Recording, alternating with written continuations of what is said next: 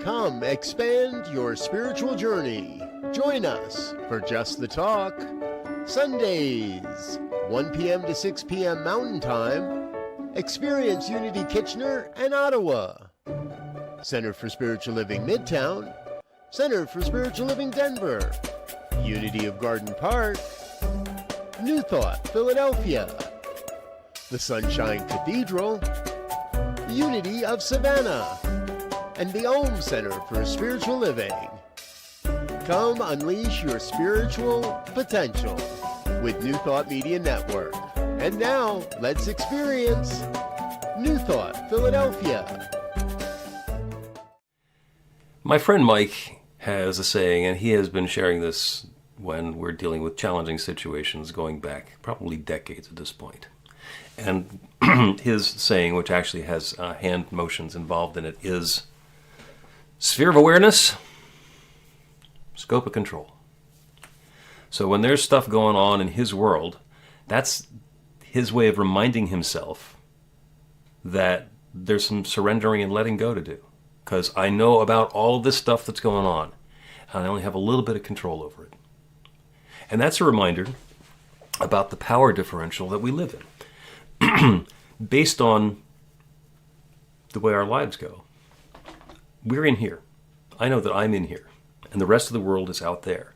And there's a lot going on in the world. And that's where my sphere of awareness and my scope of control come into differentiate. There's only so much that I actually of myself can do from in here. And the out there is really big. It's infinite.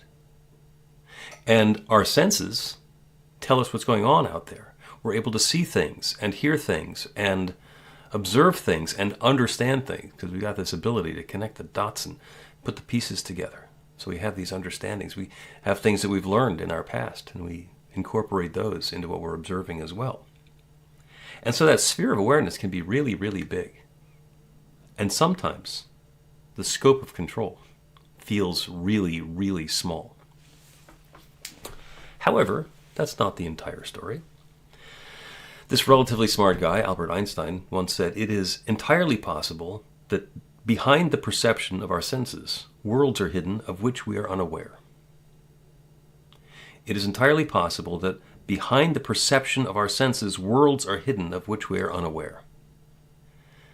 Now, that sounds poetic, and it is. And it was also Albert Einstein who figured out a bunch of other really important things. And part of that is the scale that we're working on. I heard that while I was watching a documentary, and it's mostly gets into the unseen world. And up until the invention of the microscope, there was a lot of stuff that's going on in our lives, in our bodies, in our water supply, in everything that we were completely unaware of. And then you get some glass, you grind it down into a particular pattern, you put the pieces together, and suddenly, voila, you can see stuff. And it's amazing. And the richness and the detail. And that stuff was there even before we figured out how to look at it. You get stronger microscopes, we can see more stuff. More of the complexity that's underlying what seems to be something unmoving or solid or plain. And we use those same pieces of glass and the same technique to make telescopes. Because before all of this happened, we were absolutely convinced that the Earth was the center of the universe. And everything revolved around us. And then we started doing some observations and calculations, and it turned out that the Earth is going around the sun. And then it turns out that there's a lot of other suns, and there's a whole lot more going on in the world around us that we were unaware of. These discoveries did not change the nature of the universe at all. What they did was they changed the way that we understand it. They changed our sphere of awareness. So perhaps there's a big picture. There's something bigger going on than the tumult or the challenge or the delight that we're experiencing right now. And there's an opportunity to zoom out.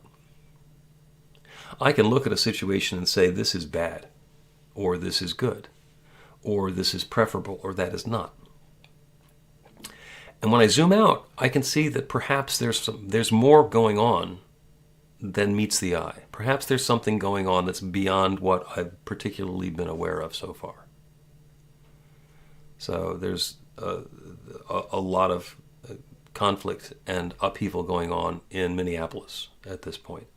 And I have a minister friend who lives there and been doing prayer support for her because she's right there in the middle of it. And it is disturbing and upsetting and horrible. And it's not the sort of thing that I want to be part of my country or part of my world or part of my experience. You know, there's a desire to run away or to look away. And then there's also the reminder that the way it changes is if we bring our consciousness to it. I've been involved in the process of getting a second passport because I have a U.S. passport, which I've had as long as I've had a passport. And it turns out that having another passport can be helpful in certain circumstances. And it's the sort of thing that takes a while. And it turns out that the one that I'm eligible for, based on my lineage, is from Germany. And the reason that I'm eligible for it is because my grandfather and my mother and the rest of their family escaped Nazi Germany in 1939. So the irony is not lost on me. That's where I'm going to go because there's authoritarian challenges here at home. And maybe it's all perfect. Maybe if we zoom out enough, it turns out that it's all perfect. If you've taken classes with me, you've probably heard my description that perhaps, and I don't know this because we don't know what happens before we come into this life and we don't know what happens afterwards. We're just dealing with this life. But my notion is that perhaps life here on Earth is like a roller coaster ride. And you can go on the really exciting roller coaster ride, or you can go on the little kiddie roller coaster ride, and you get on the ride. And when you're in the middle of the ride, if it's terrifying and upsetting and all you want to do is get off the ride, then it's a different experience than if you just say, wee, and enjoy what's happening and engage with the experience. And as I was pondering that over the last few days, it dawned on me that in a universe of oneness, because that's what we say all the time, that's the thing that is the bedrock of this teaching, there is one divine power and presence, there is one love, there is one intelligence, there is one life. That life is the divine, and it's sharing itself as all of creation. Well, the other joke that I tell is that if you met God at a cocktail party, it'd be really boring. You'd say, hey, God, did you hear the one about? And God'd say, yes. God, did you ever? Yes. God, did you ever wonder? No. Because it's all right there. So it is possible that in this universe of oneness, the experience of individuality is very, very rare. The ability to have myself in here and everything else out there might be a really, really special trick. In fact, it is completely possible that there are trillions and trillions and trillions of undifferentiated souls all waiting to take a turn in life on planet Earth, to see what it's like to have this experience of individuality. Human life, your life, my life, our lives, could be like winning the Powerball jackpot. Finally get a chance to do this, to get to play a role and see what happens. And in this experience, there is mystery, because we don't know how it comes out. There's the opportunity for romance, because does she or doesn't she? You don't know. There's the possibility for surprises, for delight. There's the possibility for an aha moment. So, in that context, if we're here, having this life, playing a role, then it's all good. They announced the nominees for the Oscars this week. And the awards for the actors don't go to the quality of the character that they're playing. They go to the quality of their performance as an actor. They might be a good guy. They might be a bad guy. They might be a hero or a villain. The challenge is to play the role, to play the part to the best that we can. Now, it's really easy for me to look at some people in the world around me who are playing a part, and I don't like the part, and I don't like the way they're playing it. I think they could play it differently, and they should play it better, and all the rest of that stuff. And that is very real. That is very, very real. And if they're playing a part and all the pieces are fitting together, then it is an opportunity for growth to happen. And here we are in the middle of it, And we may not know what the whole growth pattern is going to be. We don't know what the rest of the story is, because here we are all living together, 8 billion of us on the planet, in a mystery. It is a story that we do not know the entirety of. At some point, the end of the story, or the next part of the story, will be crafted, and we'll get a better idea. So if, in fact, we are Oscar-caliber performers in an infinite play unfolding on planet Earth, using the limited senses that we have to power the role that we're having, what does that mean? Well, nothing. This is where we are. This is who we are. This is what we've got. And so we get to play our role to the best of our ability. And we know what the role is because we have that feeling. We have that guidance inside. I can tell you what's good or bad, but you don't need me to. You know what's good and bad. You know what resonates for you. You know what doesn't work for you. You know the desires and ambitions and goals and objectives and yearnings that you have. The things that you'd like to have in your world. The things that you'd like to get rid of in your world. And that's where consciousness comes in. Because we each are participating in this one creative process, this one life, this one unfolding. And in the oneness, we are all connected through our consciousness. So it kind of changes the dynamic. We've got this sphere, the sphere of awareness, the scope of control, and then our sphere of influence, which goes far beyond anything that we are aware of. There is something possible unfolding for us in every moment, and we get to bring our best selves to it. My favorite Daniel Nahmod song is called Last Song. And in it, he asks, is the world a little bit brighter, the oceans and skies a little more blue? As I look at the life that I'm living, that I have been living, at what I'm leaving, am I making it better? And that's completely a judgment. I get to judge what's going to be better. I get to judge what's going to be good.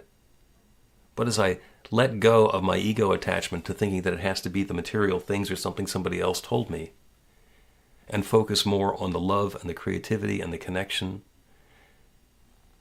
the world changes. The line that makes me tear up every time in that song: has a hungry soul been fed? Has a child stood a little bit taller because of something that I said? And I have, in my life and my career and my ministry, had the opportunity to work with teens and to work with other people. And every once in a while, I hear back from somebody that something that I said, something that I did, something that I was involved in resonated. It clicked with them. It made something in the mystery and the romance and the surprise and the ahas different, and for them better. And if you go through your life trying to impress people and do those wonderful things for them, it will undoubtedly feel like a struggle. And from time to time, people will tell you that you're wasting their time or you're being annoying, and stop doing that. And if instead we allow ourselves to let go, to surrender, to understand what we would consider to be an uplifting, harmonious, positive, loving, delightful, joyous, healthy, prosperous, comfortable experience,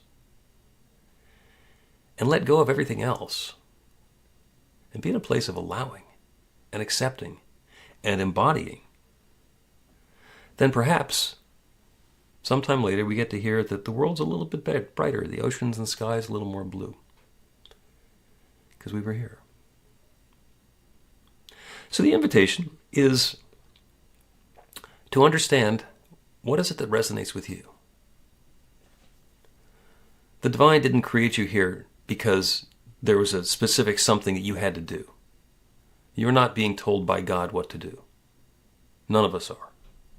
But,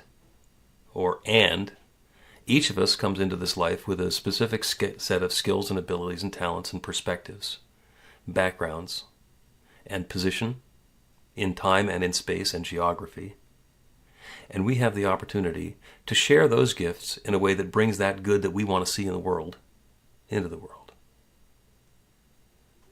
So don't do anything. Do nothing. Don't do something. Sit there.